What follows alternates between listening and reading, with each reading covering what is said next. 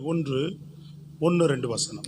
நீதியை பின்பற்றி கர்த்தரை தேடுகிற நீங்கள் எனக்கு செவி கொடுங்கள். நீங்கள் வெட்டி எடுக்கப்பட்ட கன்மலையையும் நீங்கள் தோண்டி எடுக்கப்பட்ட துறவின் குழியையும் நோக்கி பாருங்கள். உங்கள் தகப்பனாகிய ஆபிரகாமையும் உங்களை பெற்ற சாராளையும் நோக்கி பாருங்கள். அவன் ஒருவனாய் இருக்கையில் நான் அவனை அழைத்து அவனை ஆசீர்வதித்து அவனை பெருக பண்ணினேன். கரங்களை உயர்த்தி ஒரு அல்லேலூயா சொல்லுவோம். கரங்களை உயர்த்தி ஆண்டவரே நீர் எங்களோடு பேசுங்கள் சொல்லுவோம். கரங்களை உயர்த்தி தேவனை எங்களோடு பேசுங்கப்பா. உங்களுடைய வார்த்தைகளுக்காய் ஸ்தோத்திரம் பண்ணுகிறோம். நீர் பேசும் ராஜா, நாங்கள் கேட்கிறோம் இயேசுவின் மூலம் நல்ல பிதாவே, ஆமென். அல்லேலூயா. நீங்க வெட்டி எடுக்கப்பட்ட கன்மலையும் தோண்டி எடுக்கப்பட்ட துறவையும் நோக்கி பாருங்கள் அப்படின்றார். அல்லேலூயா. வெட்டி எடுக்கப்பட்ட கன்மலையும் தோண்டி எடுக்கப்பட்ட துறவின் குழியும் நோக்கி பாருங்கள் அப்படின்னு சொல்லிட்டு, உங்கள் தகப்பனாகிய ஆபிரகாமையும் உங்களை பெற்ற சாராளையும் பாருங்கள், அதை நோக்கி பாருங்கள். அவன் ஒருவனாய் இருக்கையில் அவனை அழைத்து, அல்லேலூயா, அவனை ஆசீர்வதித்து அவனை பெருக பண்ணினேனே அப்படின்றார். ஸ்தோத்திரம். அல்லேலூயா. ஆண்டவர் பல இடங்களில் என்னை நோக்கி பாருங்கன்னு சொல்லி இருக்கிறார். என்னை நோக்கி பார் அப்படின்னு இருக்கிறார். என்ன நோக்கி பாருங்கன்றார். ஆனா இங்க ஆபிரகாமை நோக்கி பாருங்கன்றார். அப்ப மனிதர்களை தேவன் நடத்தின விதங்களை நாம் என்ன செய்கிறவர்களா இருக்கணும்? நோக்கி பார்க்கிறவர்களாக இருக்க வேண்டும். மனிதர்களை தேவன் நடத்தி இருக்கிறார். வேதத்துல பார்க்கிறோம் இல்லையா? அததான் நிறைய முறை ஒருத்தரை எப்படி எல்லாம் ஆண்டவர் நடத்தினார் அப்படின்னு சொல்லி நம்ம வேதத்துல நம்ம உதாரணங்களை பல நேரங்கள்ல பார்க்கிறோம். எப்படிலாம் நடத்தினார், அவங்களை எப்படிலாம் வழி நடத்தி கொண்டு வந்தார். அப்ப தன் ஜனங்களுக்கு சொல்லும் போதே அவர் என்ன சொல்லுகிறார்? அவருடைய ஜனங்களுக்கு சொல்லும் போதே அவர் சொல்லுகிறார், ஆபிரகாமையும் சாராளை நோக்கிப்பார் அப்படின்றார். ஸ்தோத்திரம். அல்லேலூயா. அப்ப ஆபிரகாமை பார்க்கும் போது ஆபிரகாம் இடத்திலே அநேக காரியங்கள் இருக்கிறது. தேவனிடத்திலிருந்து அவன் நன்மையை பெறுவதற்கு தேவனுக்கேற்ற காரியங்கள், கிரியைகள் அவன் செய்தது. தேவன் அழைக்கும் போது அவன் தேவனுக்கு ஒப்பு கொடுத்த விதங்கள் அப்படின்னு சொல்லி பார்க்கும்போது வேதத்தின்படி நிறைய விஷயங்கள், அநேக காரியங்களை நம்ம பார்க்கலாம். முன்னாடி வாங்கலாமா? ஏன் பின்னாடி போறீங்க? முன்னாடி வாங்க. இடம் இருக்குல்ல, அப்படி உட்காருங்க. Praise the Lord. சொல்றது விளங்குதா உங்களுக்கு? இப்படி வாய் அம்மா, யாருமா வருவா? இடம் இருக்குல்ல, அப்படி உட்காரலாமே. தேவன் நம்ம உள்ளவாமா, ஏமா அவ்வளவு தூரம் போற? உள்ளவா, தள்ளி. அல்லேலூயா. சத்தமா சொல்லுங்க பாப்போம். ஏன்னா நீ செய்தி பார்க்கறது அங்கிருந்து என்ன எப்படி பார்க்கணும்? இடம் இல்லைன்னா, இடம் டைட்டா இருந்தா அவ்வளவு தூரம் போய் ஆளு உட்காரலாம். நானும் உன்னை இப்படி பார்த்தா பேசணும். அல்லேலூயா. கவனிங்க, தேவன் ஆபிரகாமை நோக்கி பாருங்கன்றார். இப்படி பரிசுத்தவான்களை, தேவ மனிதர்களை நம்ம எவ்வளவோ பேர் அப்படி நம்ம நோக்கி பார்க்கலாம். ஸ்தோத்திரம். அல்லேலூயா. பல காரியங்களை கர்த்தர் செய்திருக்கிறார். ஆபிரகாமுடைய காரியங்களை நம்ம பார்க்கும்போது மிக முக்கியமா அவன் தேவனிடத்துல அந்த ஆசீர்வாதத்தையும் அந்த பெருக்கத்தையும் பெறுவதற்கு அவனிடத்துல காணப்பட்ட அநேக விஷயங்கள் இருந்தாலும் கூட மிக முக்கியமான விஷயம் அப்படின்னு சொல்லி பார்த்தீங்கன்னா, அவன் தேவன் மேல் வைத்திருந்த நம்பிக்கையும் தேவன் மேல் வைத்திருந்த விசுவாசமும். இதுதான் இருக்கிறதுலே பெரிது. சொல்றது விளங்குதா உங்களுக்கு? புரிந்து கொள்றீங்களா? தேவன் மேல வைத்திருக்கிற நம்பிக்கையும் விசுவாசமும் நம்ம வாழ்க்கையில எல்லா சூழ்நிலையிலும் அசையாமல் காணப்பட வேண்டும். அது உறுதியுள்ளதாக காணப்பட வேண்டும். அப்பதான் தேவனிடத்திலிருந்து நம்ம ஆசீர்வாதத்தையும் அந்த பெருக்கத்தையும் நம்ம பெற்றுக்கொள்ள முடியும். தேவனுடைய கிரிகளையும் செயல்களையும் ஆசீர்வாதங்களையும் பெருக்கத்தை பெற்றுக்கொள்வதற்கு நமக்கு இன்றைக்கு அதிகமாய் தேவைப்படுவது, கவனிக்கிறீங்களா? என்ன தேவை? இப்ப விசுவாசமும் நம்பிக்கையும். இன்றைக்கு விசுவாசிகளிடத்திலே ஒவ்வொரு காரியங்களுக்கும் விசுவாசம் இருக்கிறதா என்று சொன்னால் இன்றைக்கு நிறைய காரியம் கேள்விக்குறியாக இருக்கிறது. புரியுதா உங்களுக்கு? விசுவாசத்தோடு செயல்படுகிறோமா? ஒவ்வொன்றையும் விசுவாசத்தோடு தேவ சமூகத்திலே காத்திருந்து ஜெபித்திருந்து பொறுமையாக ஆண்டவரிடத்திலிருந்து பெற்றுக்கொள்ளுகிறோமா? இல்ல ஒரு ஜெபம் செய்யும் போது தேவனிடத்தில் இதை தேவன் எனக்கு செய்வார் என்று விசுவாசிக்கிறோமா? சொல்லுங்க. அல்லேலூயா. ஒரு விசுவாசம் உள்ள ஒரு ஜெபத்தை தான் செய்யணும். இப்ப 5 மணிக்கு எழுந்து வரும்போது பயங்கர மழை, ஆண்டவரே 5:45 ஆராதனை நடத்த உதவி செய்வீங்க அப்படின்னு கையை உயர்த்தி ஒரு ஜெபம் பண்ணிட்டு உள்ள வந்துட்டேன். பிரைஸ் எல்லாம் விசுவாசம் உள்ள ஜெபம் தான். எல்லா நிலையிலும் நமக்கு வேண்டிய நேரத்தில் அவர் ஜெபத்தை கேட்கிறவர் தான். சொல்லுங்க. அல்லேலூயா. எல்லா காரியங்களையும் ஆண்டவருடைய சமூகத்தில் நல்லா கவனிங்க. ஒவ்வொன்றின் மேலும் விசுவாசத்தையும் நம்பிக்கையும் நம்ம விட்டு விடவே கூடாது. அதுதான் உன் வாழ்க்கையில தேவனுடைய கிரியைகளை கொண்டு வரும், தேவனுடைய ஆசீர்வாதங்களை கொண்டு வரும். ஸ்தோத்திரம். அல்லேலூயா. ஆம், தேவனிடத்திலிருந்து பெருக்கத்தை கொண்டு வரும். அதை குறித்து பவுல் தான் ரொம்ப அழகாக, ஆபிரகாமுடைய விசுவாசத்தை பற்றி பவுல் ரொம்ப அழகாக சொல்லுகிறார். ரோமர் புஸ்தகத்துல 4ஆம் அதிகாரத்துல ஒரு 3 காரியங்களை சொல்லுகிறார். அந்த காரியங்களை பார்த்து நாம் ஜெபிப்போம். நீங்கள் அறிந்திருந்தாலும் கூட இன்றைக்கு ஆண்டவர் திரும்பவும் அதிலிருந்து ஒரு புது வெளிச்சத்தோடு வெளிப்பாடோடு ஆவியானவர் பேச விரும்புகிறார். ரோமர் புஸ்தகம் 4ஆம் அதிகாரத்தை திருப்பிக் கொள்ளுங்க எல்லாரும்.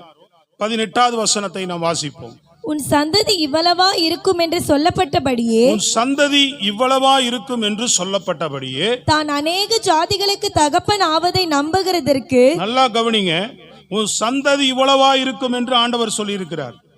அப்போ அநேக ஜாதிகளுக்கு தகப்பனாவதற்கு, தகப்பன் ஆவதை நம்புகிறதற்கு, தகப்பன் ஆவதை நல்லா கவனிக்கணும். வசனத்தை நல்லா பாருங்க, எப்படி அழகா போட்டிருக்கு. தகப்பன் ஆவதை நம்புவதற்கு ஏதுவில்லாதிருந்தோம் அதை நம்பிக்கையோடே விசுவாசித்தான். நம்புவதற்கு ஏதுவில்லாதிருந்தும் ஆண்டவர் உன்னை பார்த்து சொல்றாரு, உன்னை அநேக ஜாதிகளுக்கு தகப்பனாக்குவேன், அநேக ஜாதிகளுக்கு தகப்பனாக்குவேன் என்று சொன்ன காரியம் நம்புவதற்கு ஏதுவில்லாதிருக்கிறது. அது அழகா புரிந்து கொள்ளணும். நம்புவதற்கு எந்த சூழ்நிலையுமே இல்லாம இருக்காத, ஏதுவில்லாது இருக்கிறது. ஆனால் என்ன பண்றான்?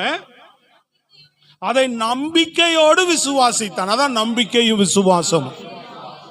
சொல்றது அவர், சொல்றது என் தேவன், சொல்றது வானத்தையும் பூமி உண்டாக்கினவர், என்னை சிருஷ்டித்தவர், எல்லாம் செய்ய வல்லவர். அதனால எனக்கு இப்ப நம்புறதுக்கு ஏதுவில்லா இது இருக்குது. ஆனா நான் நம்பிக்கையோடு காத்திருப்பேன். அதான் சொல்றார் ஆண்டவர், அவனை நோக்கிப்பார், ஆபிரகாமை உங்கள் பெற்ற சாராளை நோக்கிப்பார், வெட்டி எடுக்கப்பட்ட கண்மலையை நோக்கிப்பார், தோண்டி எடுக்கப்பட்ட துறவை நோக்கிப்பார் என்றார் ஆண்டவர். ஸ்தோத்திரம். அல்லேலூயா. அப்ப ஏதுவில்லாத காரியங்கள் நம்ம வாழ்க்கையில பாருங்க, நிறைய விஷயம் நம்ம வாழ்க்கையில நம்புவதற்கு ஏதுவில்லாது இருக்கிறது.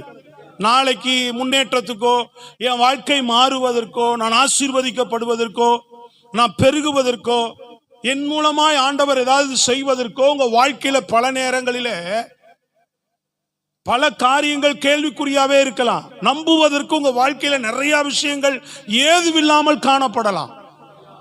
ஒண்ணுமே இல்லை, எப்படி இது நம்புறது?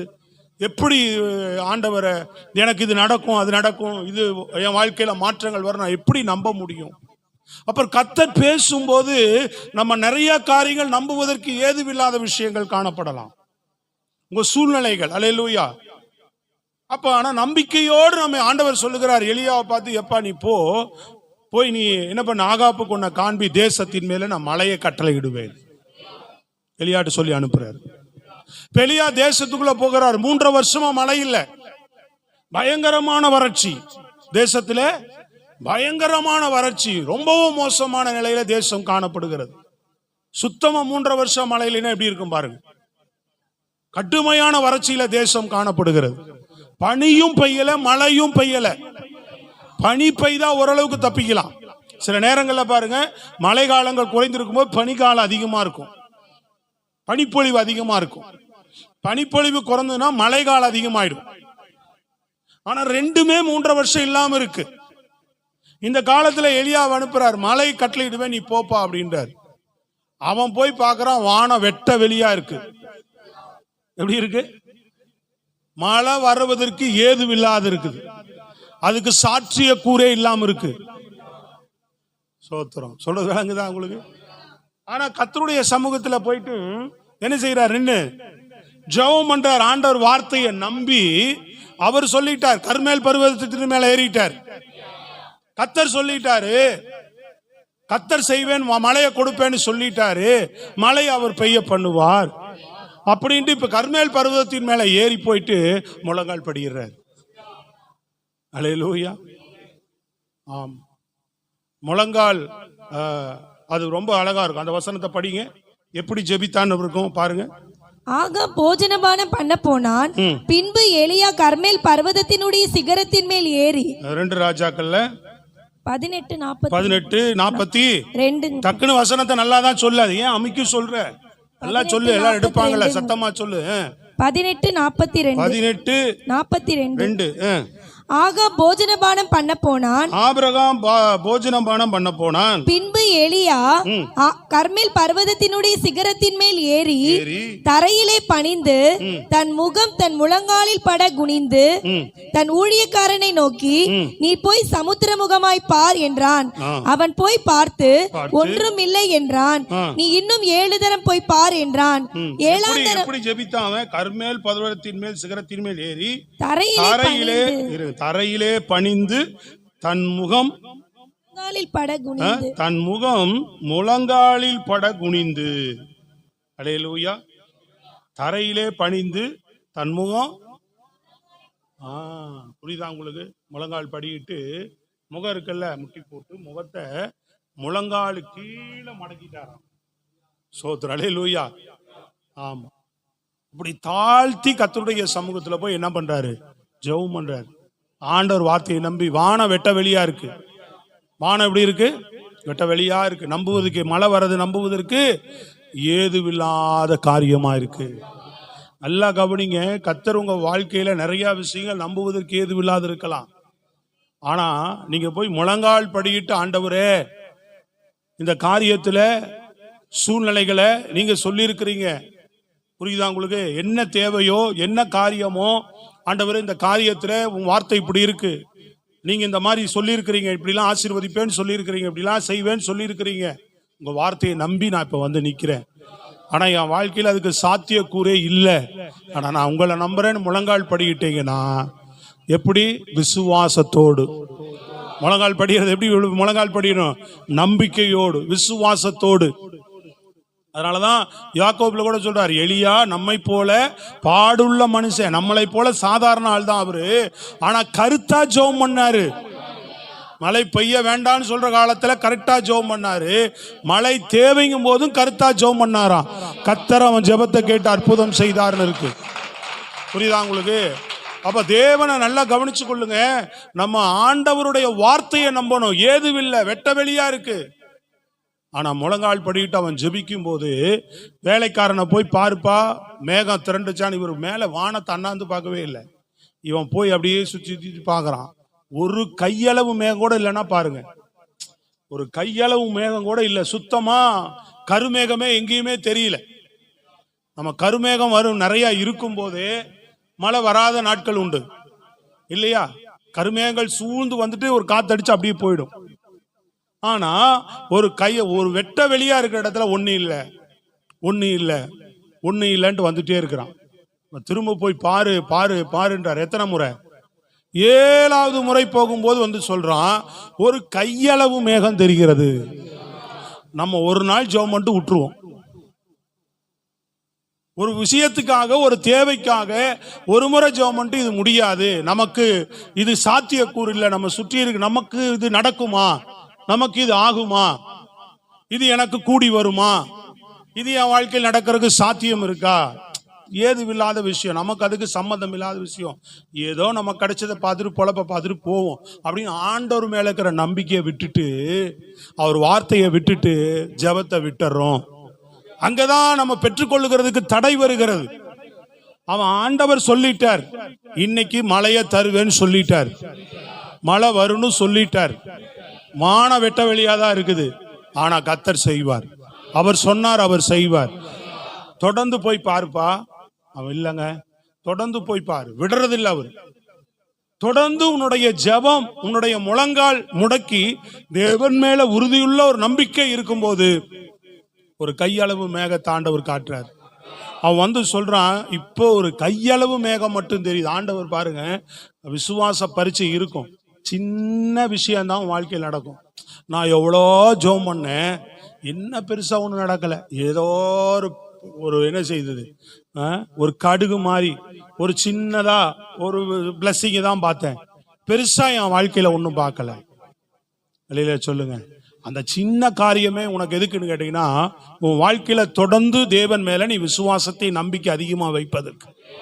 உன் வாழ்க்கையில ஒரு சின்ன வெளிச்சத்தையாவது ஆண்டவர் காட்டுறார் பாருங்க. ஒரு சின்ன விஷயம் மாதிரி நீ காப்பாற்றப்படுவதற்கு ஒரு வழி திறக்குது பாருங்க. அதுதான் உன் வாழ்க்கையில அடுத்த கட்டத்துக்கு ஒரு உயர்வை நோக்கி ஆண்டவர் கொண்டு போகிறதுக்கான வாய்ப்பு. அப்போ ஏதுவில்லாது இருந்தா அவன் ஜெபத்தினாலே கையளவு மேகம் தெரிகிறது. தொடர்ந்து நம்பிக்கையோட எழுந்து சொல்றான், ஆகாப்புட்ட போய் சொல்லு, மழை தடை செய்யாதபடி நீ புறப்பட்டு போ சொல்ல. அவன் அப்ப நம்பிக்கை வந்துருச்சு பாரு, கையளவு மேகம் இது பெரிய கார் மேகமா மாறும், பெரும் மழையை கொண்டு வரும், பெரிய ஆசீர்வாதத்தை கொண்டு வரும் என்று எலியாவுக்கு என்ன இருந்தது? நம்பிக்கை இருந்தது. ஆண்டவர் சொன்னார், நீ போ, ஆகாப்புண்டா உனக்கு காண்பி, மழை வரும். ஆபிரகாம் அப்படிதான் விசுவாசிக்கிறார். அதனாலதான் நோக்கி பாருங்க அப்படிப்பட்டவங்களை அப்படின்ற சொல்றது விளங்குதாங்க. அப்படிப்பட்டவங்களை நோக்கி பாருங்க. நம்ம பார்க்கறது இல்லை, அது வேதத்தில் நடந்திருக்கு, எனக்கு நடக்காது அப்படின்றோம். உனக்கு நடக்காத எதுக்கு நமக்கு வேதத்தில் ஆண்டவர் எழுதி கொடுக்கிறார். அவங்களுக்கு செய்ததை உங்களுக்கு செய்வேன் அப்படின்றதுக்கு தான் ஆண்டவர் எழுதி கொடுத்திருக்கிறார். அதை தான் சொல்றார், ஆபிரகாம் செய்ததை உங்களுக்கு செய்ய மாட்டேனா. சொல்றது விளங்குதாங்க. விசுவாசத்தை அதிகப்படுத்துங்க, உங்க நம்பிக்கை இன்னும் அதிகப்படுத்துங்க, தேவன் மேல நம்பிக்கையோடு இருங்க. எதிர்காலங்களை குறித்து, உங்க வாழ்க்கையின் எதிர்கால ஆசீர்வாதங்களை குறித்து, இன்னைக்கு உன் வாழ்க்கையில ஏதும் இல்லாது இருக்கலாம், ஒண்ணும் இல்லாம இருக்கலாம் உன் வாழ்க்கையில. இல்ல, வரக்கூடிய நாட்களில என் வாழ்க்கை நல்லா கட்டமைக்கப்படும், நான் நல்ல ஆசீர்வாதத்தோடு வாழ்வேன், என் பிள்ளைகள் நல்ல முறையில சீராவாங்க, எல்லாமே ஒழுங்காகும், கிரமமாகும். தேவனை நம்பி நம்பி ஜெபிக்க ஜெபிக்க ஜெபிக்க ஜெபிக்க உன் வாழ்க்கையில ஏதுவில்லாத இருந்த காரியங்கள் எல்லாவற்றிலும் ஒரு கிரியை தேவன் நடப்பிப்பதற்கு அவர் வல்லமையுள்ளவராயிருக்கிறார். ஆமென், அல்லேலூயா. பவுல் சொல்றார், தப்பி பிழைப்போம் என்கிற நம்பிக்கை எங்களுக்கு இல்லை. தப்பி பிழைப்போம் என்கிறதுக்கு எங்களுக்கு ஏதுவில்லாத இருக்குது, சூழ்நிலைகள் எதுவுமே சாதகம் இல்லாமல் இருக்கிறது அப்படின்றார். தப்பி பிழைப்போம் என்ற நம்பிக்கையே கிடையாது. எங்க கப்பல்ல பயணம் பண்ணும்போது ஏரியா தவறி போயிருச்சு, பெருங்காற்ற வந்துருச்சு, பெருமழை, போட்டு அந்த போன கப்பல் சேதம் ஆயிருச்சு, இடம் தவறி போயிட்டாங்க, எந்த இடத்துல இருக்கிறான்னு தெரியாம இருக்கிறாங்க, பல நாட்கள் கடந்து போச்சு, சூழ்நிலைகள்லாம் ரொம்ப மோசமா இருக்கு. தப்பி பிழைப்போம் என்கிற நம்பிக்கை அற்று போச்சு. ஆனா ஒன்னே ஒண்ணு, ஆண்டவர் வார்த்தை சொல்றாரு, உன் நிமித்தம் இங்க இருக்கிறவங்க எல்லாரையும் நான் காப்பாற்றுவேன். மொத்தத்திலையும் கப்பல் இருக்கிற அத்தனை பேரும் காப்பாற்றப்படுவாங்க உன் நிமித்தமா அப்படின்னு ஆண்டவர் பவுலுக்கு மட்டும் ஆண்டவர் பேசுறாரு. வார்த்தை வந்தோன்னு பவுல் சொல்றான், போய் எல்லாருக்கிட்டையும் சொல்றான், தப்பி பிழைப்போம் நம்பிக்கை கிடையாதுதான். ஆனா இப்ப கர்த்தர் சொல்றாரு, நம்ம எல்லாரும் நிச்சயமா தப்பி பிழைப்போம். ஏன்னா கர்த்தருடைய வார்த்தை, இன்று இரவு தூதன் வந்து எனக்கு வார்த்தை கொடுத்திருக்கிறார். அப்ப தேவனுடைய வார்த்தையின் மேலே அவர் நம்பிக்கையுள்ளவராய் அந்த கப்பல்ல அமர்ந்திருக்கிறார். அங்க மாலுமிகளுக்கு நம்பிக்கை இல்லை, அங்க இருக்கிற உள்ள இருக்கிற கைதிகளுக்கு நம்பிக்கை இல்லை, யாருக்குமே நம்பிக்கை கிடையாது. போர்ச்சேவர்களுக்கு நம்பிக்கை கிடையாது, கூட வந்தவங்களுக்கு. அவன் தப்பித்து ஓடிடலாமான்னு பார்க்கறான், அவன் வரைக்கும் மாலுமி வரைக்கும் தப்பிச்சு ஓடிடலாமான்னு பார்க்கறான். பல சூழ்நிலைகள் இருக்கு. ஆனா இவர் ஒருத்தர் மாத்திர நம்பிக்கையோடு முடிக்கிறீங்களா? வசனத்தில் மேல கவனம் இருக்கா? ஸ்தோத்திரம். சும்மா உட்காந்துருக்க கூடாது. அல்லேலூயா. ஆனா இங்கேதான் உட்காந்துருப்பீங்க, வசனம் கேட்காம உட்காந்துருந்தா ஏதாவது யோசனை, ஏதோ ஒரு எண்ணத்துல சொல்லிட்டு போங்க அப்படின்னு உட்காந்துருந்தா உங்க வாழ்க்கைக்கு அது ஆசீர்வாதமா இருக்காது. ஸ்தோத்திரம். சில பேர் 1-2 பேர் என்னால் கவனிக்க முடியுது, அப்படி சரி ஏதோ அப்படின்ட்டு உட்காந்துருக்கூடாது. வசனம் என்ன சொல்றாரு, ஆண்டவர் என்ன சொல்றாரு, கொஞ்சம் கவனிச்சு கேளுங்க. சில பேர்லாம் ஒரு நாள் தான், வாரத்தில் ஒரு நாள் தான் உங்களுக்கு இந்த வார்த்தை. அல்லேலூயா. அதை கேளுங்க, அதை வச்சு ஜெபம் பண்ணுங்க, என்ன சொல்றாரோ கீழ்ப்படிங்க. ஆண்டவர் சீக்கிரம் வரப்போகிறார். இந்த பூமியில காப்பாற்றப்படுவதற்கு நீங்க அவரை விட்டா வேற வழி கிடையாது. ஸ்தோத்திரம். அல்லேலூயா. பாருங்க, 1 மணி நேரம் மேலே ஊரே தண்ணி. இதே 4 மணி நேரம் 5 மணி நேரம் பெஞ்சா என்ன ஆகும்? சொல்றது விளங்குதுங்களா? இன்னைக்கு அப்படிப்பட்ட நிலைக்குள்ள தான் இருக்கிறோம் நீங்கள் நான். சொல்றது விளங்குதா இல்லை? கவனிக்கிறீங்களா வசனத்தை? ஸ்தோத்திரம். அப்போ ஒரு காரியங்களிலும் தேவன் மேல நமக்கு ஏதுவில்லாத காரியங்க ஒரு வழியும் கிடையாதுங்க. நான் என் வாழ்க்கையில முன்னேற்றத்துக்கான, நாளைக்கு முன்னேற்றத்துக்கான, என் ஆசீர்வாதத்துக்கான, என் பெருக்கத்துக்கான, என் வாழ்க்கை சீர்படுவதற்கு ஏதுவான எந்த நம்பிக்கையும் பெருசாலாம் எதுவுமே இப்போதைக்கு இல்லை அப்படின்னா கூட நீ தேவனை நம்பு. தேவன் உன்னை ஆசீர்வதிப்பேன் தான் கர்த்தர் சொல்லியிருக்கிறார். உன்னை பெருக பண்ணுவேன் தான் கர்த்தர் சொல்லியிருக்கிறார். உன் வாழ்க்கையில் நன்மை செய்வேன் தான் சொல்லியிருக்கிறார். இப்போ நம்பிக்கையை தேவன் மேலே வைத்துப்பார். கர்த்தர் நிச்சயம் உன்னை ஆசீர்வதிக்க வல்லவராக இருக்கிறார். இன்றைக்கு ஏதுவில்லாது இருக்கலாம் இல்லையா? மாற்றங்கள் நிறைய இல்லாமல் இருக்கலாம். ஸ்தோத்திரம், அல்லேலூயா. மாற்றங்களை கர்த்தர் உண்டாக்குவார். மாற்றங்களை கர்த்தர் உண்டாக்குவார். அல்லேலூயா. அவர் கிரியை செய்வார். அவரை நம்பும் போது ஒரு அற்புதத்தை நீ பார்க்க முடியும்.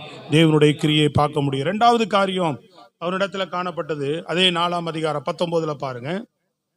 ரோமர் 4:19. அவன் விசுவாசத்திலே பலவீனமாய் இருக்கவில்லை. அவன் ஏறக்குறைய 100 வயதுள்ளவனாய் இருக்கும்போது தன் சரீரம் செத்து போனதையும். படிங்க, அப்படியே விட்டு விட்டு விட்டு விட்டு படிக்கணும். ஒரே மாதிரி படிங்க. அவன் விசுவாசத்திலே பலவீனமாய் இருக்கவில்லை. அவன் ஏறக்குறைய 100 வயதுள்ளவனாய் இருக்கும்போது 100 வயது உள்ளவனாக இருக்கும்போது தன் சரீரம் செத்து போனதையும் சாராளுடைய கர்ப்பம் செத்து போனதையும் எண்ணாதிருந்தான். அழில சொல்லுங்க. பாருங்க, பலவீனமா இருக்கும்போது. ஸ்தோத்திரம். எப்படி இருக்கும்போது? பலவீனம். அதாவது எப்படி பலவீனம்? என்ன பலவீனம்? அவனுடைய சரீரமும் செத்து போச்சு, சாராளுடைய சரீரமும் செத்து போச்சு. அப்படிதானே போட்டிருக்கு? சொல்லுங்களேங்க. அவன் விசுவாசத்திலே பலவீனமா இருக்கவில்லையா? நல்லா கவனிங்க. ஏன் அப்படின்னா, அவன் 100 வயது உள்ளவனா இருக்கும்போது தன் சரீரம் செத்து போனதையும் சாராளுடைய கர்ப்பம் செத்து போனதையும் எண்ணாதிருந்தான். அவன் சரீரம் பலவீனம் ஆயிருச்சுங்க. பவுல் எப்படி சொல்ல வர்றாருன்னு கேட்டீங்கன்னா நல்லா கவனிங்க. அவன் சரீர பலவீனம் ஆயிருச்சு, சாராளுடைய சரீரம் பலவீனம் ஆயிருச்சு. அவன் விசுவாசம் பலவீனமாகவில்லை. கையை தட்டி சொல்லுங்க அல்லேலூயா. எது பலவீனமாகல? விசுவாசம் பலவீனமாகல. உன் விசுவாசம் ஒரு நாள் பலவீனமாக கூடாது. உன் சரீரம் பலவீனமாகலாம், உனக்கு வயது கூடலாம், உன் சரீர பலவீனமா இருக்கலாம், ஆனா உன் விசுவாசம் மட்டும் இருந்தா போதும். தேவ புது பலனை உனக்கு கொடுத்து தேவன் உன்னை தூக்கி நிறுத்துவதற்கு என் தேவன் வல்லமையுள்ளவராய் இருக்கிறார். ஆமென், அல்லேலூயா. சொல்லுங்களேன் நல்ல சத்தமா. ஆமா, கர்த்தர் வல்லவராய் இருக்கிறார். அப்ப விசுவாசத்துல நம்ம பலவீனமா இருக்க கூடாது. சரீரம் வேணா பலவீனமா இருந்துட்டு போட்டோம். உன் விசுவாசம் எப்படி இருக்கணும்? பலம் உள்ளதாக இருக்க வேண்டும். உள்ளுக்குள்ள இருக்கிற விசுவாசம். ஆளை பார்த்தா அப்படி இருக்கிறாரு, பா எவ்வளவு விசுவாசம் தேவன் மேல. சொல்லுவாங்கல்ல சில பேர். சொல்றது புரியுதுங்களா? எவ்வளவு உதாரணங்கள் அப்படி நம்ம சொல்ல முடியும், எவ்வளவு காரியங்களை சொல்ல முடியும். சொல்றது புரியுதுங்களா? வயசாயிடுச்சுங்க, ஆனா என் தேவன் என்னை பலப்படுத்துவார், என் தேவன் என்னை வழிநடத்துவார், என் தேவன் என்னோடு கூட இருக்கிறார், நான் என் தேவன் மேல விசுவாசமா இருக்கிறேன். அப்படிதான் சொல்லி நம்ம வாழ்க்கையில முன்னேறணும். நான் சொல்றது புரியுதா உங்களுக்கு? ஆமா. உங்க வாழ்க்கையில எதெல்லாம் பலவீனமா இருக்கு சொல்றது புரியுதுங்களா? படிப்புல பலவீனம். ஸ்தோத்திரம், அல்லேலூயா. நல்ல வேலை செய்ய சுறுசுறுப்பா ஆக்டிவா என்னால பெருசா போய் வேலை செய்ய முடியாது, அதுல ஒரு பலவீனம். சில பேர் தூக்கத்துல பலவீனம், தூங்கிடுவேன். அல்லேலூயா. ரொம்ப தூக்கம் வேண்டா வேலைக்கே போக மாட்டான் சில பேர். சில பேர் என்ன பண்ணுவாங்க, ரொம்ப ஓவரா டயர்டாகி 8 மணிக்கு மேலே அப்படியே யோசிப்பான், 8 ஆயிடுச்சா சரி விட இன்னைக்கு ஒரு நாள் லீவ் போட்டுருவோம். ஸ்கூலுக்கு லீவ் போடுவாங்க, வேலைக்கு லீவ் போடுவான். பலவீனம் அதெல்லாம். ஸ்தோத்திரம், அல்லேலூயா. ஆமாம், நிறைய பலவீனம் இருக்கு. குடும்பத்தை நடத்த தெரியாது, பலவீனம். எனக்கு நடத்த தெரியல, கவனிக்க தெரியல, நிறைய விஷயங்களை செய்ய தெரியல. பல பலவீனங்கள் உங்க வாழ்க்கையில காணப்படலாம். ஆனா கர்த்தர் மேல நீங்க விசுவாசம் வச்சீங்கன்னா இந்த பலவீனம் எல்லாம் கடந்து எல்லாமே உங்க வாழ்க்கையில மாற தேவன் ஒரு கிரியை செய்ய ஆரம்பிப்பார். அந்த பலவீனம் அனைத்துமே பலனா மாறும். இதன் மத்தியில தேவன் அற்புதமா மாற்றி நடத்த வல்லவராக இருக்கிறார். ஸ்தோத்திரம், அல்லேலூயா. உன் விசுவாசம் பலவீனமா இருக்க கூடாது. அதான் அவர் தொடங்கும் போதே சொல்றார், அவன் விசுவாசத்தில் எப்படி இருக்கவில்லை? பலவீனமாக இருக்கவில்லை. அவன் 100 வயசு ஆயிடுச்சு. சாராளுக்கு கர்ப்பம் செத்து போச்சு. ஆனா ரெண்டுமே பலவீனம் தானே. சரீரம் 100 வயது ஆனா என்னது பலவீனம். கர்ப்பம் செத்து போனதும் ஒரு பலவீனம் இல்லையா? நிறைய பலவீனம் என்கிட்ட இருக்குங்க. படிப்பு இல்லை, அது ஒரு பலவீனம். பணம் இல்லை, அது ஒரு பலவீனம். ஆள் சப்போர்ட் இல்லை, அது ஒரு பலவீனம். ஸ்தோத்திரம், அல்லேலூயா. நிறைய விஷயத்துல பலவீனமா இருக்கிறோம். ஆனா எதுல பலவீனமா இருக்க கூடாது? நீ விசுவாசத்துல மட்டும் பலவீனமா இல்லாம, நீ விசுவாசத்துல பலமுள்ள ஆளா இருந்தீனா உன் பலவீனமான பகுதி எல்லாம் பலப்பட ஆரம்பிக்கும். ஆமே. ஆள் சப்போர்ட் தானா வரும், பண சப்போர்ட் தானா வரும், சரீர பலம் தானா வரும். படிப்பில்ல, அறிவை ஞானத்தை தானா தேவன் உனக்கு தருவார். நல்லா தட்டி சொல்லுங்க அல்லேலூயா. எல்லா பலனையும் கர்த்தர் தருவதற்கு வல்லவராக இருக்கிறார். புரியுதா உங்களுக்கு? சிம்சோன் பலவீனம் ஆயிட்டார். அவ்வளோ பலசாலி, இப்ப பலவீனம் ஆயிட்டார். கண்ணு போயிடுச்சு. புரியுதுங்களா? 2 கண்ணையும் பிடுங்கிட்டாங்க. ஆள்கள் அவங்ககிட்ட இருந்த பலமும் மொத்தமும் போயிடுச்சு. இப்போ ஒன்றுமில்லாத வெறும் சக்கையா இருக்கிறார். அவ்வளவுதான் இல்லையா? இவர் ஆபிரகாமுடைய வாழ்க்கையும் ஏறக்குறைய அப்படிதான். 100 வயசுக்கும் போது என்னது, அடுத்தவர்கள உதவியை நாடக்கூடியவர். புரியுதுங்களா? அடுத்தவர்களோட உதவிதான் நீ நாடி வாழணும்.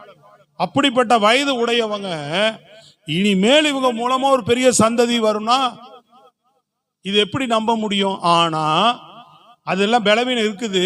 ஆனா விசுவாசத்திலே பலவீனமா இல்லை. இவ்வளவு நல்லா கவனிக்கணும் நீங்க. ஆனா நம்ம என்ன ஆயிடுறோம்? விசுவாசத்துல பலவீனம் ஆயிடுறோம். நம்ம அவ்வளவுதான், என்னால முடியாது, இனி என் வாழ்க்கையில் என்ன, எனக்கு பெருசா படிப்பு இல்லை, அறிவு இல்லைங்க, ஏதோ இந்த கூலி வேலை, ஏதோ ஒரு காரியம், ஏதோ ஒரு விஷயம். சொல்றது புரியுதுங்களாங்க? நீங்க ஜெபிக்க தேவன் மேல விசுவாசம் வைக்க உங்க வாழ்க்கையில உங்களுக்கு தகுந்த, உங்களுக்கு ஏற்ற வழிகளை, வாசல்களை திறந்து தேவன் அந்தந்த பகுதியில நடத்திக்கிட்டே இருப்பார். அல்லேலூயா. ஆமா. பலவீனம் சரீரத்துல கூட பலவீனங்கள் வரும். ஏன்னா இப்பெல்லாம் ரொம்ப அதிகம். வயசானவங்களுக்கு பலவீனம்லாம் சொல்ல முடியாது. வயசானவங்க அந்த 30-40 வருஷத்துக்கு முன்னாடி இருந்தவங்க எல்லாம் நல்லா தான் இருக்கிறாங்க. இப்ப இருக்கிறதுக்கு தான் பலவீனமா இருக்குது எல்லாம். விளங்குதான் உங்களுக்கு? எதையுமே மூட்டு வலி, இடுப்பு வலி, கை வலி. சொல்றது புரியுதுங்களா? கொஞ்சம் ஓவரா விளைஞ்சா மூச்சு வாங்குது. பழைய ஆளுகள் கூட மூச்சு வாங்கல, சின்ன பிள்ளைகளுக்கு தான் இப்போ மூச்சு வாங்குது. அந்த மாதிரி எல்லாம் ஆயிப்போச்சு இன்னைக்கு. ஆனா நம்ம இதெல்லாம் கடந்து, ஏன்னா இன்னைக்கு ஆகாரம் சாப்பாடு இல்லை, இயற்கை சீற்றங்கள் சரி கிடையாது, எதுவுமே சுத்தம் கிடையாது, எதுவுமே சரியில்லை. அப்ப நீங்க இன்னைக்கு நாம நம்ப வேண்டியது ஆண்டவரை தான். விசுவாசத்தை நீ அவர் மேல வைக்கும் போது, ஸ்தோத்திரம், அல்லேலூயா, நம்பிக்கை விசுவாசத்தை வைக்கும் போது எந்த காரியத்திலும் உன் வாழ்க்கையில பலவீனம் இருக்கலாம், தேவன் மேல விசுவாசத்தில் நீ பலவீனமா இருக்கக்கூடாது. சிம்சோன் எல்லாம் சரீரெல்லாம் போச்சு, கண்ணு போச்சு, வெறும் சக்கையாயிட்டான். பாவத்தினால வந்துச்சு அவனுக்கு எதனால வந்துச்சு? பாவத்தினாலே நம்ம பலவீனமாயிருவோம். என்ன பலவீனம்? ஆண்டவர் போயிட்டாருன்னா நம்ம பலவீனமானால் தான். ஆண்டவர் கூட இருக்கிற வரைக்கும் தான் நம்ம பலசாலிங்க. சவுலுகிட்ட ஆண்டவர் இல்லை, அவன் பலவீனமானவனா இருக்கிறான். தாவீதோடு கர்த்தர் இருந்தார், அவன் இவ்வளவு உண்டு தான் இருக்கிறான். கோலியாத் அவ்வளவு பெருசு இருக்கிறான். தேவன் இருந்தனால அவ்வளவு பெரிய கோலியாத்தை அடிச்சிட்டான். பலன் இருந்ததுனால தான் அடிக்க முடிஞ்சது. புரியுதுங்களா உங்களுக்கு? அதுதான் வசனம் சொல்லுது, கர்த்தருக்கு காத்திருக்கிறவர்கள் புது பலன் அடைவார்கள் அப்படின்னு சொல்லி. புரியுதா உங்களுக்கு? காலேப் சொல்றார், 80 வயசுல நான் பலனா இருக்கிறேன்றார். தேவன் தந்த பலன் அது. தேவன் மேல் நம்பிக்கை வைக்கிறவர்களுக்கு என்ன ஆகாது? கால் வீங்கி போகாது, உங்க வஸ்திரம் பழையதாகாதுன்னு சொல்றார். உன் பலவீனத்தை எண்ணக்கூடாது, என் பலவீனத்தையே எண்ணிட்டு இருக்க கூடாது. என் பலத்தா, தேவனுடைய பலத்தை நம்ம என்ன சோத்திரம். தேவன் மேல விசுவாசம். என் சரீரம் கர்த்தருடையது, அவருக்கு ஒப்பு கொடுத்துக்கிட்டு அவருக்கு சரீரத்தை அர்ப்பணிச்சுக்கிட்டே இருக்கணும். சோத்திரம். எனக்கு தெரிஞ்சு ஃபாதர், எனக்கு தெரிஞ்சு 50 வயசுல இருந்தே சொல்லுவார். அவர் தெரிஞ்சு 50 வயசுல இருந்தே அவர் எனக்கு தெரிஞ்சு சொல்றாரு. முன்னாடி இருந்தே 50 வயசுல இருந்து நான் பார்க்குறேன் அவரை. அப்போ இருந்தே அவர் சொல்லக்கூடிய வார்த்தை, கழுகுக்கு சமமாக வாழ வயது திரும்பும், பலன் உண்டாகும், பலன் உண்டாகும், எனக்காக ஜோம் பண்ணுங்கன்ட்டே இருப்பார். சோத்திரம். புரியுதா உங்களுக்கு?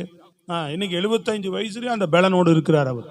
ஏன்னா அவருக்கு நிறைய அப்பவே வியாதி வந்துருச்சு அவருக்கு. அதனாலதான் நிறைய அந்த சுகம் தந்தீர், நோயிலிருந்து குணம் தந்தீர் இப்படின்ற வரியை அதிகமாக ஒரு பாடல்ல போட்டிருக்கிறார். நிறைய சுகர்லாம் கட்டுப்படுத்த முடியாத சுகர் அவருக்கு. ஆனா இன்னைக்கு சுகருக்கு மாத்திரையே எடுக்கிறது இல்லைங்க அவரு. சுகருக்கு மாத்திரையே எடுக்காம ஓடிட்டு, ஏன்னா கண்ட்ரோல்ல இருக்குது. சுகரை வச்சுக்கிட்டு மாத்திரை போடலன்னா ஆள் டிக்கெட் வாங்க வேண்டியதுதான். ஒருத்தர் அலையிலியா சொல்லுங்க பாப்போம். அவர் கண்ட்ரோல் கொண்டு வர்றாரு, ஜெபம் பண்றாரு, ஆண்டவர் அவருக்கு ஒரு பலனை கொடுக்குறாரு. என்ன பண்றாரு? சாப்பாட்டையே நிப்பாட்டுறாரு. வெறும் காய்கறி வேற ஏதாவது சாப்பிட்டுட்டு உடம்ப கத்தருக்கு ஒப்பு, சரீரத்தை ஒப்பு, கத்தருக்கு ஒப்பு கொடுத்து நிறைய பிரச்சனைகள் அவருக்கு இருந்திருக்கு. ஆனா எல்லாத்துலயும் கத்தர் பலன் கொடுத்து புது பலத்தோடு, தேவனுடைய புது பலத்தோடு இன்னைக்கு ஆண்டவர் அவர் வழி நடத்துகிறார். ஸ்தோத்திரம், அல்லேலூயா. எவ்வளவு பேர் எனக்கு தெரிஞ்சு சாட்சி சொல்லலாம், அப்படிப்பட்டவங்க பலவீனமானவங்க. ஆனா பாவத்தினாலும் நம்ம என்ன ஆயிடுவோம்?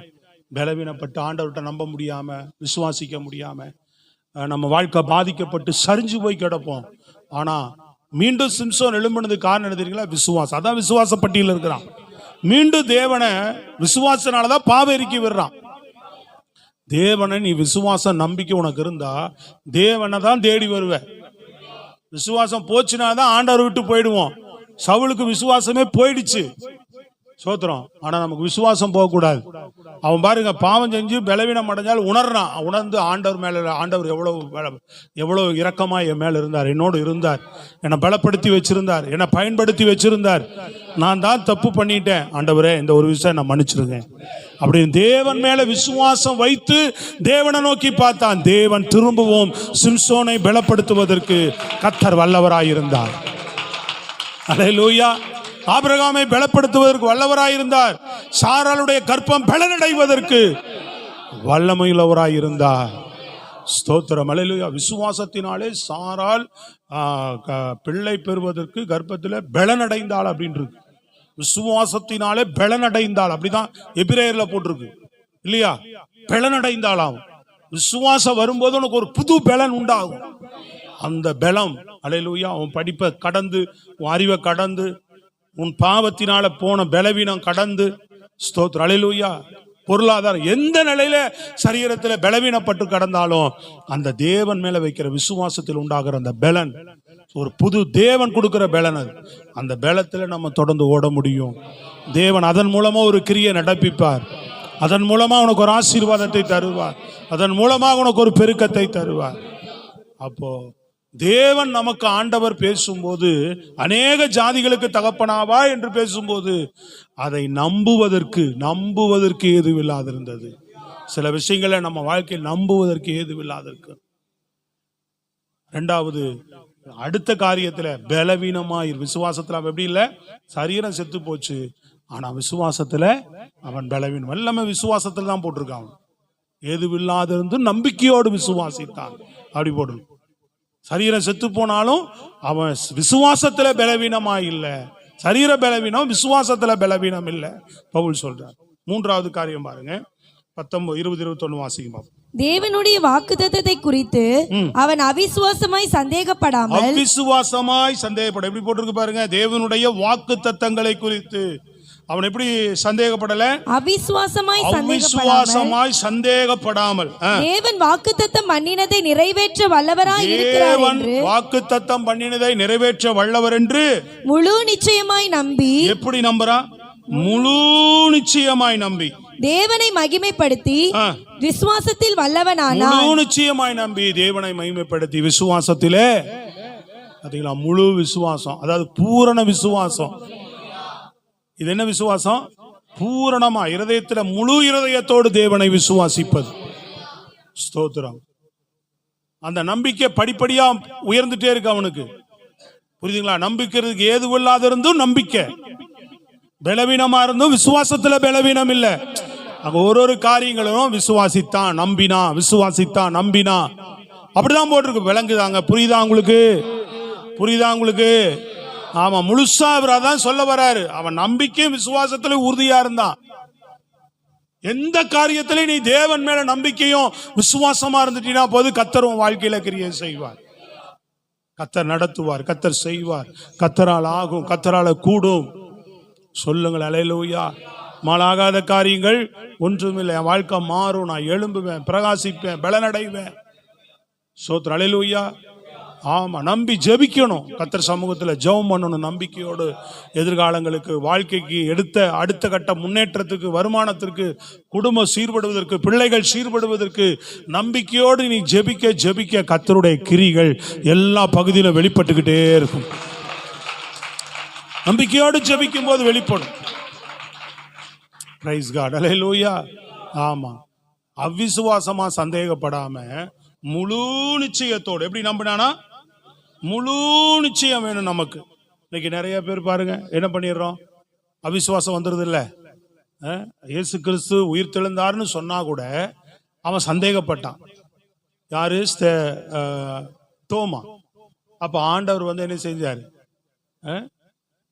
என்னை சந்தேகப்படாத, என் கையும் என்னுடைய கால்களை எல்லாம் பாரு, விழா அடிக்கப்பட்ட ஆணிகளை பாருன்னு சொல்லி அவன்கிட்ட காட்டி, அவிசுவாசியாராத விசுவாசியாரு அப்படின்னு அவனை உற்சாகப்படுத்திட்டு போறார் ஆண்டவர். சொல்றது, நீ பார்த்து விசுவாசிக்கிற, பார்க்காம விசுவாசிக்கிறாங்க பார்த்தீங்களா, அவங்க தான் பாக்கியவான்கள்னு சொல்லிட்டு போனார். இஸ்ரவேலர்களால் விசுவாசிக்க முடியல. காலேப் முழு நம்பிக்கையோடு விசுவாசித்தான். கண்டிப்பா ஆண்டவர் நமக்கு வாக்கு தத்தத்தின் மேல விசுவாசம். அடுத்தது என்னது? வாக்கு தத்தத்தின் மேல விசுவாசம். ஸ்தோத்திரம், அல்லேலூயா. முதல்ல பார்த்தா அநேக ஜாதிகளுக்குன்றார். ஸ்தோத்திரம், அல்லேலூயா. அநேக ஜாதிகளுக்கு அவன் அந்த தகப்பனாவான்ற அந்த வாக்கு தத்தம் கடைசியா அதான் சொல்லி முடிக்கிறார். அந்த வாக்கு தத்தத்தின் மேல அவன் முழு நம்பிக்கையோடு காத்திருக்கிறான். காலேப்பு முழு நம்பிக்கை இல்ல, கானானை நமக்கு தருவார், ஆண்டவர் வாக்கு கொடுத்திருக்கிறார், வாக்கு தத்தத்தின்படி செய்வார். வாக்கு தத்தத்தை அவன் வாக்கு தத்தத்தை நம்புறான், தேவன் கொடுத்த வாக்கை நம்புறான். சொல்றது புரியுதுங்களா? இந்த மனுஷனும் வாக்கு கொடுக்கலங்க. வாக்கு கொடுத்தது நம்முடைய ஆண்டவர்.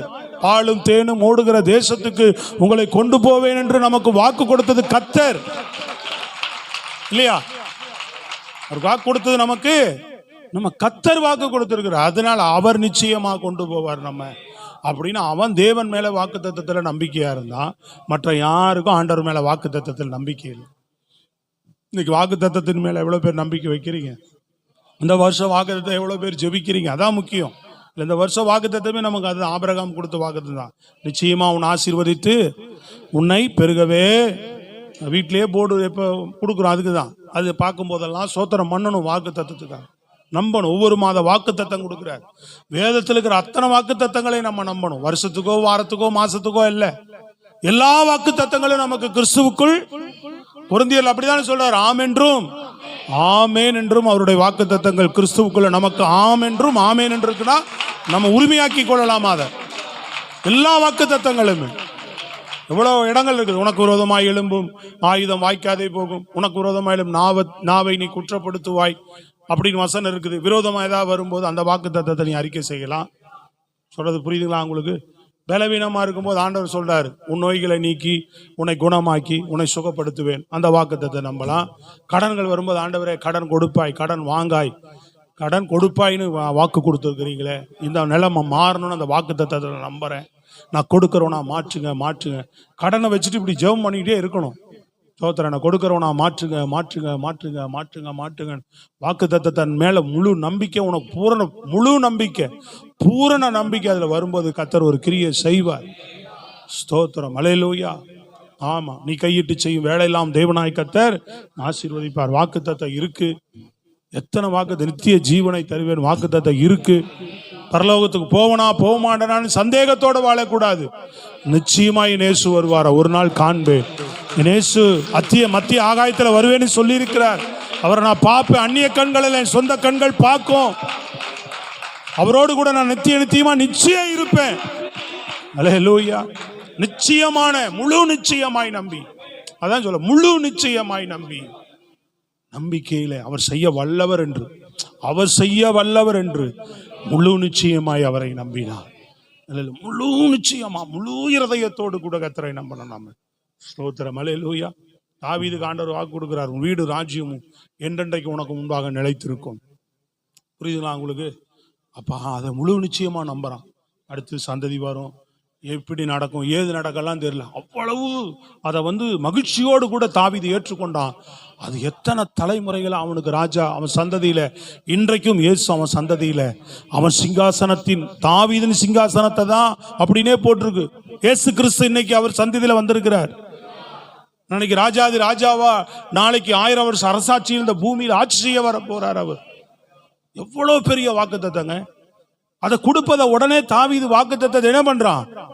விசுவாசித்தான். விசுவாசித்து அறிக்கை செய்யறான் பாருங்க. நீங்க ஒரு 2 சாமுவேல் 7ஆம் அதிகாரத்துல எடுத்து பாருங்க. 2 சாமுவேல் 7ஆம் அதிகாரம் 28 29 வசனம் வேகமா. இப்பொழுதும் கர்த்தராகிய ஆண்டவரே, நீரே தேவன், உம்முடைய வார்த்தைகள் சத்தியம், உம்முடைய வார்த்தைகள் சத்தியம். தேவரீர் உமது அடியானுக்கு இந்த நல் விசேஷங்களை வாக்குத்தத்தம் பண்ணினீர். நல்ல விசேஷங்களை எனக்கு வாக்குத்தத்தம் பண்ணினீர். இப்பொழுதும் உமது அடியானின் வீடு என்றென்றைக்கும் உமக்கு முன்பாக இருக்கும்படி அதை ஆசீர்வதித்தருளும். ஆமென், ஹல்லேலூயா. எனக்கு ஒரு வாக்குத்தத்தம் கொடுத்தீங்களே அப்பா, இந்த வாக்குத்தத்தம் என் வாழ்க்கையில என்றென்றைக்கு நிறைவேறும்படி நீங்க ஆசீர்வதிங்கன்னு தேவ சமூகத்துல போய் ஜெபிக்கிறான் பாருங்க. ஹல்லேலூயா. கரங்களை தட்டி சொல்லுங்கள் ஹல்லேலூயா. அதனால வாக்குத்தத்தம் கிடைச்ச உடனே அதை விசுவாசிக்கிறான் அவன். ஒரு வாக்கு கொடுத்த உடனே அதை விசுவாசித்து அந்த வாக்குத்தத்தத்தை தேவனுடைய சமூகத்துல போய் முழு நிச்சயமா நம்புறான். என் வாழ்க்கையில இதை செஞ்சிருவார் ஆண்டவர், என் சந்ததியில சிங்காசனத்துல ஒரு ஆள் இல்லாம போவதில்லை அப்படின்னு சொன்ன உடனே என்றென்றைக்கும் சந்ததியில ராஜாங்கத்துல ஒரு ஆள் இருப்பான்டா அப்படின்னு வாக்கு கொடுத்தான். நம்புறான். இவ்வளவு பெரிய வாக்குத்தத்தத்தை கொடுத்தீங்களா ஆண்டவரே. அப்ப அந்த வாக்குத்தத்தத்தின் மேல நம்பிக்கை முழு நிச்சயமா ஆபிரகாம் நம்புறார். அல்லேலூயா. முழு விசுவாசம் இருந்தா, நீங்க இவர் சொல்லுவார் பிலிப்பு, அந்த காந்தேக மந்திரிக்கு ஞானஸ்தானம் கொடுக்கும் போது 8ஆம் அதிகாரத்தில் அப்போஸ்தலர் 8:37 சொல்லுவார் பாருங்க. வாசிங்க ஒரு வசனத்தை வாசித்து நாம் ஜெபிப்போம். அதற்கு பிலிப்பு, நீர் முழு இருதயத்தோடு விசுவாசித்தால் தடையில்லை என்றான். நீ முழு இருதயத்தோடு விசுவாசித்தால் தடையில்லை என்றான். அல்லேலூயா, ஸ்தோத்திரம். எப்படி? முழு இருதயத்தோடு. அங்க சத்தியம் சொல்லப்படுது, வார்த்தை சொல்றான். அவன் ஞானஸ்தானம் வரும்போதே ஒரு ஆற்றங்கரையை பார்த்துறான். அப்போ ஞானஸ்தானம் எடுத்துக்கலாமா இங்க அப்படின்னு கேட்குறான். அவன் சொல்றான், ரைட்டு தான், ஞானஸ்தானம் கொடுக்குறேன், நீ இயேசுவை இப்போ முழு இருதயத்தோடு விசுவாசித்தா அதுக்கு ஒரு தடையுமே இல்லை. அதுதான் இன்னைக்கு நீ பந்தி எடுக்கிற அப்படின்னு சொன்னா, புரியுதுங்களா? முழு விசுவாசத்தோடு, ஆமா இயேசு எனக்காக பிக்கப்பட்டார், அவர் எனக்காக சிந்தப்பட்டார் ரத்தம். அல்லேலூயா. முழுசான அதை இன்னைக்கும் நான் விசுவாசத்தோடு நான் அந்த அப்பத்தை புசித்து அந்த பாத்திரத்தை நான் பானம் பண்ணும்போது இயேசு பிழைத்திருக்கிறது போல நானும் பிழைத்திருப்பேன். அவர் இந்த சிலுவையின் மூலமா என் பாவத்தை போக்கியிருக்கிறார், சாபத்தை போக்கியிருக்கிறார், அக்கிரமத்தை போக்கியிருக்கிறார், என் நோய்களை நீக்கி இருக்கிறார், அல்ல தண்டனைக்கு தப்பி வைத்திருக்கிறார். இதன் மூலமா தேவன் தம்முடைய பிள்ளையா என்னை மாற்றி இருக்கிறார். எவ்வளவு காரியங்கள் போயிட்டே இருக்கு விசுவாசத்துக்கு. இதுதான் இந்த அடிப்படையில தான் அதை பந்தி பெறணும். என்ன அடிப்படைனே தெரியாம பிரசாதம் மாதிரி வாங்கி வாங்கி வாயில போட்டு போகக்கூடாது. அல்லேலூயா. அதுக்கு முன்னாடி நீ அப்படி ஜெபிக்கணும். ஆண்டவரே, ஆமாப்பா, என் பாவத்தை போக்கி, என் சாபத்தை போக்கி, என் அக்கிரமத்தை நீக்கி, என் நோய்களை நீக்கி, உன் பிள்ளையாய் என்னை மாற்றி, பிதாவுக்கு பிள்ளையாய் என்னை மாற்றி, நித்திய ராஜ்யத்துக்கு என்னை சுதந்திரவாளியாய் மாற்றி என்னோடு கூட இருக்கிறீங்களே ஆண்டவரே, ஸ்தோத்திரம். அல்லேலூயா. இந்த விசுவாசத்தோடு கூட நீ அந்த அப்பத்தை என்ன செய்யணும்? விசுவாசித்தால் எதுக்குமே தடை இல்லை. ஞானஸ்தானத்துக்கு தடை இல்லை, பந்தி எடுக்கிறதுக்கு தடை இல்லை. எல்லாமே விசுவாசத்தின் அடிப்படையில் நம்ம செய்யணும். விசுவாசத்தினால தான் செய்யணும் அத்தனையும். ஸ்தோத்திரம். அல்லேலூயா. அதனால ஆண்டவர் இன்னைக்கு சொல்றது, நீங்க நோக்கி பாருங்க. வெட்டி எடுக்கப்பட்ட கண்மலையை நோக்கிப்பார், தோண்டி எடுக்கப்பட்ட துறவின் குழியை நீ நோக்கிப்பார், ஆபிரகாமை சாராளை நோக்கிப்பார். ஒருவனா இருக்கும் போதல்லவா, அவ்வளவு தெளிவா சொல்றாரு பாரு, ஒருவனா இருக்கும் போதல்லவா நான் அவனை அழைச்சு அவனை ஆசீர்வதித்து அவனை பெருக பண்ணினேன், உங்களுக்கும் அப்படி செய்வேன் என்பதுக்கு தான் அவங்கள நோக்கிப்பார் அப்படின்றார். ஸ்தோத்திரம். அல்லேலூயா. அப்போ அவன் அந்த ஆசீர்வாதத்தையும் அந்த பெருக்கத்தை அவன் பெறுவதற்கு அவனிடத்தில் இந்த மிக முக்கியமான காரியம்னா விசுவாசம், நம்பிக்கையும் விசுவாசம் தான். அந்த நம்பிக்கை விசுவாசம் எவ்வளவு அழகா பவுல் விளக்குறாரு பாருங்க. ஏதுவும் இல்லாதிருந்தும் பலவீனமாயிருந்தும், அல்லேலூயா. 3வது, அவிசுவாசத்தோடு சந்தேகப்படாம முழு விசுவாசத்தோடு முழு நிச்சயமாய் தேவனை நம்பி விசுவாசித்து இந்த இதற்கு சுதந்திரவாளியாய் மாறினான். இந்த ஆசீர்வாதத்துக்கு பாத்திரவானா மாறினான். இந்த பெருக்கத்துக்கு அவன் பாத்திரவானாக மாறினான் அவன். அதனாலதான் அவனை நோக்கி பாருங்கப்பா அப்படின்ற. அவன் எப்படி என்ன விசுவாசித்தான்? அவன் வாழ்க்கையில எதுவுமே இல்லாத நான் செஞ்சேனே, நீ ஏதாவது இருந்தா என்னை விசுவாசி என்ன பயணம்? உன் வாழ்க்கையில ஒண்ணுனே இல்லாம இருக்கலாம், என்னை விசுவாசி, உனக்கு எல்லாம் செய்வேன்னு ஆண்டவர் சொல்றார். அல்லேலூயா. எதுவுமே இல்லாம என்ன விசுவாசம்? நீ தேவனை விசுவாசா உன் வாழ்க்கையில ஒவ்வொரு காரியத்தை மாத்திக்கிட்டே வருவார். சோத்திரம் பண்ணிட்டே இருக்கணும். விசுவாசம், தேவன் செய்வார் செய்வார் தான் சொல்லணும். இயேசு எனக்கு இருக்கிறார். அல்லேலூயா. பலவீனம் வந்தோன்னா ஆகிப்போச்சு அவ்வளவுதானா முடியாது அப்படின்னு சொல்லக்கூடாது. இயேசு இருக்கிறார், இயேசு இருக்கிறார். அல்லேலூயா. ஆசீர்வாதத்தில் எல்லா பகுதியிலும் இந்த வார்த்தையை நீ அறிக்கை பண்ணிக்கிட்டே இருக்கணும். நம்பிக்கையும் சத்தமா நம்பிக்கையும் விசுவாசத்தையும் அவர் மேலிருந்து விடவே கூடாது. உன் வாழ்க்கையில எல்லாவற்றிலும் உனக்கு ஒரு நிறைவை, உன்னை ஆசீர்வதித்து பெருக பண்ணுவதற்கு, நீ என்ன நினைக்கிறியோ அதை செய்வதற்கு தேவன் வல்லவராயிருக்கிறார். எழுந்து நிற்போமா? ஸ்தோத்திரம். கர்த்தர் நல்லவர். ஜெபிப்போம். ஹல்லேலூயா. நன்றி ஆண்டவரே.